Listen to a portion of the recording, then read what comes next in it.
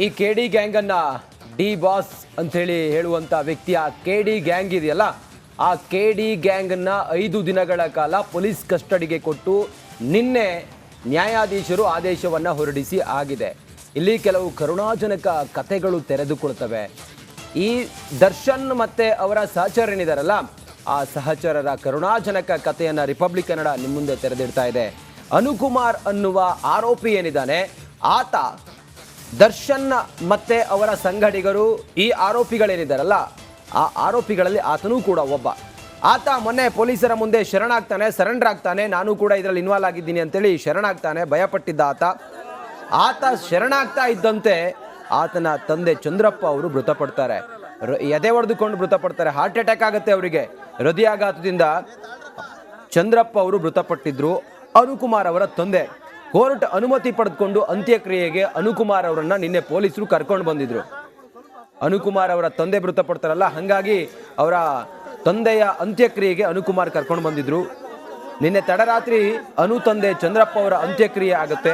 ಅಂತ್ಯಕ್ರಿಯೆ ಸಂದರ್ಭದಲ್ಲಿ ಅನುಕುಮಾರ್ ಗೋಳಾಡ್ತಿರುವಂಥ ದೃಶ್ಯ ನೋಡಿ. ಮಾಡಿರೋದು ಗನಂದಾರಿ ಕೆಲಸ. ಆ ರೇಣುಕಾ ಸ್ವಾಮಿ ಅನ್ನೋ ಆ ವ್ಯಕ್ತಿಯನ್ನ ಬರ್ಬರವಾಗಿ ಕೊಲೆ ಮಾಡ್ತಾರೆ, ಚಿತ್ರಹಿಂಸೆ ಕೊಟ್ಟು ಕೊಲೆ ಮಾಡ್ತಾರೆ. ಆವಾಗ ಈ ನೋವು, ಈ ಸಂಕಟ ನನ್ನ ಮನೆಯವರು ಅನುಭವಿಸ್ತಾರೆ, ನಮ್ಮ ಮನೆಯವರು ಸಂಕಟ ಪಡ್ತಾರೆ, ಅದು ಯಾವುದೂ ಇರಲಿಲ್ಲ. ಅನುಕುಮಾರ್ ಕರುಣಾಜನಕ ಕತೆ ಏನಾಗಿತ್ತು ಗೊತ್ತಾ? ಎಲ್ಲರೂ ಅಂದುಕೊಂಡಿದ್ದು ಒಂದು, ಅಲ್ಲಿ ಆಗಿದ್ದೆ ಮತ್ತೊಂದು. ಅನು ಜೊತೆ ಮತ್ತಿಬ್ಬರನ್ನ ಕರ್ಕೊಂಡು ಹೋಗಿದ್ರು ಪೊಲೀಸರು. 3 ಜೊತೆ ಹೋಗಿದ್ದಕ್ಕೆ ಮಹಜರಿಗೆ ಅಂದ್ಕೊಂಡಿದ್ರು, ಸ್ಥಳ ಮಹಜರಿಗೆ ಕರ್ಕೊಂಡು ಬಂದಿದ್ದಾರೆ ಅಂದ್ಕೊಂಡಿದ್ರು. ಅನು ಜೊತೆಯಲ್ಲಿ ಮತ್ತಿಬ್ಬರನ್ನು ಕೂಡ ಕರ್ಕೊಂಡು ಬಂದಿದ್ದು ಯಾಕೆ? ಆದ್ರೆ ಪೊಲೀಸ್ ನಡಿ ಈಗ ಶುರು ಮಾಡೋಣ. ಕೇಸರಿಯಿಂದ ಮನೋಲ್ಲಾಸ ಮನಸ್ಸು ಮತ್ತೇರಿ ಕುಣಿದಾಡಿದೆ ನೋಡು, ಮನಸ್ಸು ಮತ್ತೇರಿ ಕುಣಿದಾಡಿದೆ ನೋಡು. ಕ್ಷಣ ಕ್ಷಣವೂ ಆಚರಿಸಿ ಕೇಸರಿ ಹಬ್ಬ. ವಿಮಲ್ ಬಾಯಲ್ಲಿ ಹೇಳಿ ಕೇಸರಿ.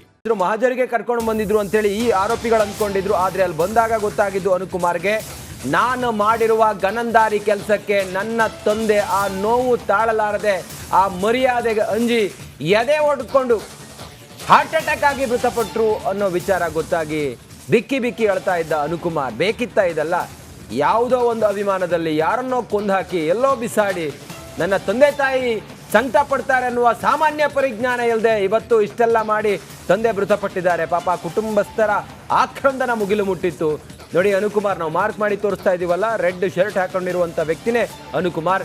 ರೇಣುಕಾ ಸ್ವಾಮಿ ಕೊಲೆ ಪ್ರಕರಣದ ಪ್ರಮುಖ ಆರೋಪಿ ಈ ಅನುಕುಮಾರ್.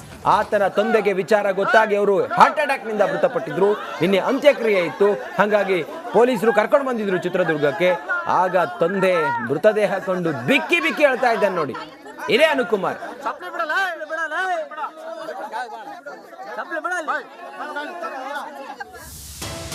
ಇದೆಲ್ಲವೂ ಕೂಡ ಕರುಣಾಜನಕ ಕಥೆ. ರಿಪಬ್ಲಿಕ್ ಕನ್ನಡ ಬಳಿ ಇದೆ ಮತ್ತೊಂದು ಎಕ್ಸ್ಕ್ಲೂಸಿವ್ ಮಾಹಿತಿ.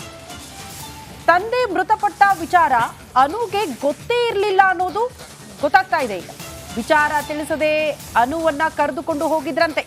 ಮನೆ ಹತ್ತಿರ ಇದ್ದ ಹಾಗೆ ಅನುಗೆ ಮಾಹಿತಿ ನೀಡಲಾಗಿದೆ ಅನ್ನುವಂತಹ ವಿಚಾರ ಬೆಳಕಿಗೆ ಬರ್ತಾ ಇದೆ. ತಂದೆ ಸತ್ತಿರೋ ಬಗ್ಗೆ ಮಾಹಿತಿ ನೀಡಿದ್ದಾರಂತೆ. ಆ ಬಳಿಕ ಪೊಲೀಸರು ಆರೋಪಿ ಜಗ್ಗು ರವಿ ಮೂಲಕ ಮಾಹಿತಿ ತಿಳಿಸಿದ್ರು ಅನ್ನೋದು ಸದ್ಯ ಗೊತ್ತಾಗ್ತಾ ಇದೆ. ಅಲ್ಲಿ ತನಕ ತಂದೆ ಸತ್ತೋಗಿರೋದು ಆ ವಿಷಯನೇ ಅನುಗೆ ಗೊತ್ತಿರಲಿಲ್ಲ ಅನ್ನುವಂತಹ ವಿಚಾರ.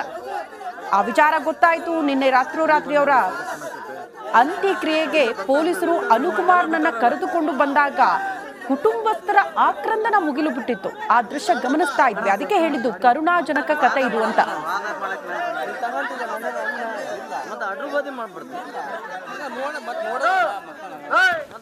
ಹಾಗಾದ್ರೆ ಆ ಕರುಣಾಜನಕ ಕತೆ ನಿನ್ನೆ ಏನೇನಾಯ್ತು, ಈಗ ಮುಂದೇನು, ಇದೆಲ್ಲದರ ಕುರಿತಾಗಿ ಮತ್ತಷ್ಟು ಮಾಹಿತಿಯೊಂದಿಗೆ ನನ್ನ ಕಲೀಗ ನಾಗೇಂದ್ರ ಬಾಬು ಈಗ ನ್ಯೂಸ್ ರೂಮ್ನಿಂದ ನೇರ ಸಂಪರ್ಕದಲ್ಲಿ ಜಾಯ್ನ್ ಆಗಿದ್ದಾರೆ. ನಾಗೇಂದ್ರ ಬಾಬು, ನಿನ್ನೆ ರಾತ್ರಿ ಅನುಕುಮಾರ್ನ ಚಿತ್ರದುರ್ಗಕ್ಕೆ ಕರ್ಕೊಂಡು ಹೋಗೋವರೆಗೂ ಕೂಡ ಆತನಿಗೆ ತಂದೆ ತೀರೋಗಿರೋ ವಿಚಾರ ಗೊತ್ತಿರಲಿಲ್ವಾ? ನಿನ್ನೆ 3 ಜನರನ್ನು ಕರ್ಕೊಂಡು ಹೋಗಿದ್ರು, ಮತ್ತಿಬ್ಬರನ್ನ ಮಹಜರಿಗೆ ಕರ್ಕೊಂಡು ಹೋಗಿದ್ರ, ಏನೇನಾಯ್ತು ನಾಗೇಂದ್ರ ಬಾಬು ನಿನ್ನೆ? ರಂಜಿತ್, ಎಲ್ಲರೂ ಅಂದುಕೊಂಡಂತೆ ಮೂವರನ್ನ ಕರೆದುಕೊಂಡು ಹೋಗಿದ್ದು ಸ್ಥಳ ಮಹಾಜರನ್ನ ಮಾಡೋದಕ್ಕೆ, ಜೊತೆಗೆ ಅನುಕುಮಾರನ್ನ ಕರ್ಕೊಂಡು ಹೋಗ್ತಾ ಇರೋದು ತಂದೆ ಅಂತ್ಯಕ್ರಿಯೆಗೆ ಅಂತೇಳಿ ಎಲ್ಲರೂ ಕೂಡ ಅಂದುಕೊಂಡಿದ್ರು. ಆದ್ರೆ ಅಲ್ಲಿ ಆಗಿದ್ದೇ ಬೇರೆ ವಿಚಾರ.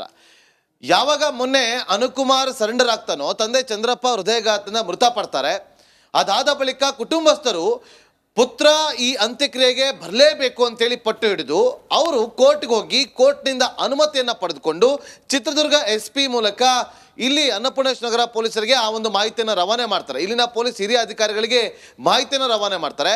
ಆ ಕೋರ್ಟ್ ಅನುಮತಿ ಇದ್ದಂಥ ಹಿನ್ನೆಲೆಯಲ್ಲಿ ಅನುಕುಮಾರನ ಕಸ್ಟಡಿಗೆ ಪಡೆದುಕೊಂಡ ಬಳಿಕ ಪೊಲೀಸರು ಆತನನ್ನ ತಂದೆ ಅಂತ್ಯಕ್ರಿಯೆಗೆ ಕರೆದುಕೊಂಡು ಹೋಗೋದಕ್ಕೆ ತೀರ್ಮಾನವನ್ನ ಮಾಡ್ತಾರೆ. ಸೊ ಅಲ್ಲಿಯವರೆಗೂ ಕೂಡ ಅನುಕುಮಾರ್ಗೆ ಗೊತ್ತೇ ಇರಲಿಲ್ಲ. ಆತ ಒಬ್ಬರನ್ನೇ ಕರೆದುಕೊಂಡು ಹೋದ್ರೆ ಆತನಿಗೆ ಹೆಚ್ಚು ದುಃಖ ಆಗುತ್ತೆ, ಆತನ ಸಮಾಧಾನ ಪಡಿಸೋದಕ್ಕೆ ಯಾರಾದರೂ ಜೊತೆಯಲ್ಲಿ ಬೇಕಾಗಬಹುದು ಅಂತ ಹೇಳಿ ಜೊತೆಯಲ್ಲಿ ಇಬ್ಬರನ್ನ ಕರ್ಕೊಂಡು ಹೋಗ್ತಾರೆ. ಜಗ್ಗು ಮತ್ತೆ ರವಿ ಮತ್ತೆ ರಘುವನ್ನ ಜೊತೆಯಲ್ಲೇ ಪೊಲೀಸರು ಕರ್ಕೊಂಡು ಹೋಗ್ತಾರೆ. ಅವರು ಮೂವರನ್ನ ಕರೆದುಕೊಂಡು ಹೋಗುವಾಗ ಮೂವರಿಗೂ ಹೇಳ್ತಾರೆ ಸ್ಥಳ ಮಹಾಜರನ್ನ ಮಾಡೋದಕ್ಕೆ ನಿಮ್ಮನ್ನ ಕರೆದುಕೊಂಡು ಹೋಗ್ತಾ ಇದ್ದೀವಿ ಅಂತೇಳಿ. ಪೊಲೀಸರಿಗೆ ಗೊತ್ತಿರುತ್ತೆ ತಂದೆ ಅಂತ್ಯಕ್ರಿಯೆಗೆ ಅಂತೇಳಿ, ಆದ್ರೆ ಆತನ ಬಳಿ ಹೇಳೋದಿಲ್ಲ. ಯಾಕೆಂತಂದ್ರೆ ಆತ ಏನಾದ್ರೂ ಹೆಚ್ಚು ಕಮ್ಮಿ ಮಾಡ್ಕೊಂಡ್ಬಿಡ್ತಾನೆ ಅನ್ನುವ ಭಯದಿಂದ ಪೊಲೀಸರು ಆತನಿಗೆ ಮಾಹಿತಿಯನ್ನು ಕೊಟ್ಟಿರಲಿಲ್ಲ. ಅದಾದ ಬಳಿಕ ಚಿತ್ರದುರ್ಗದ ಹತ್ರ ಅಂದ್ರೆ ಅವರ ಗ್ರಾಮಕ್ಕೆ ಇನ್ನೇನು 5 ಕಿಲೋಮೀಟರ್ ದೂರದಲ್ಲಿ ಇರೋದು ಪೊಲೀಸರಿಗೆ ಗೊತ್ತಾಗುತ್ತೋ ಆ ಸಮಯದಲ್ಲಿ ಆ ಅನು ಜೊತೆಯಲ್ಲಿದ್ದಂಥ ಮತ್ತಿಬ್ಬರು ಆರೋಪಿಗಳಿಗೆ ಪೊಲೀಸರು ತಿಳಿಸ್ತಾರೆ, ಅವರ ತಂದೆ ಕಾರ್ಯಕ್ಕೆ ನಾವು ಈಗ ಕರೆದುಕೊಂಡು ಹೋಗ್ತಾ ಇದ್ದೀವಿ, ಆತನನ್ನ ಸಮಾಧಾನ ಪಡಿಸಿ ಆತನಿಗೆ ಸಮಾಧಾನದಿಂದ ಈ ವಿಚಾರವನ್ನ ತಿಳಿಸಿ ಅಂತೇಳಿ. ಆ ಬಳಿಕ ಅವರಿಬ್ರು ಕೂಡ ಅನುಕುಮಾರ್ಗೆ ತಿಳಿಸ್ತಾರೆ. ಯಾವಾಗ ಈ ವಿಚಾರ ಗೊತ್ತಾಗುತ್ತೋ ಪೊಲೀಸ್ ವ್ಯಾನ್ ನಲ್ಲಿ ಆತ ಎಗರಾಡಿ ಚೀರಾಡಿ ಕಿರ್ಚಾಡಿ ಅಯ್ಯೋ ನನ್ನಿಂದಾಗಿ ನನ್ನ ತಂದೆನ ಕಳ್ಕೊಂಡಲ್ಲ ಅಂತೇಳಿ ದುಃಖ ತಪ್ತರಾಗ್ತಾನೆ. ಆ ದುಃಖ ತಪ್ತನಾದಂತ ಅನುವನ್ನ ನೋಡಿ ಪೊಲೀಸರು ಕೂಡ ಒಂದು ಕ್ಷಣ ಮರುಗ್ ಹೋಗ್ತಾರೆ. Ranjit. Okay Nagendra Babu, thank you ನಿಮ್ಮೆಲ್ಲ ಮಾಹಿತಿಗಾಗಿ.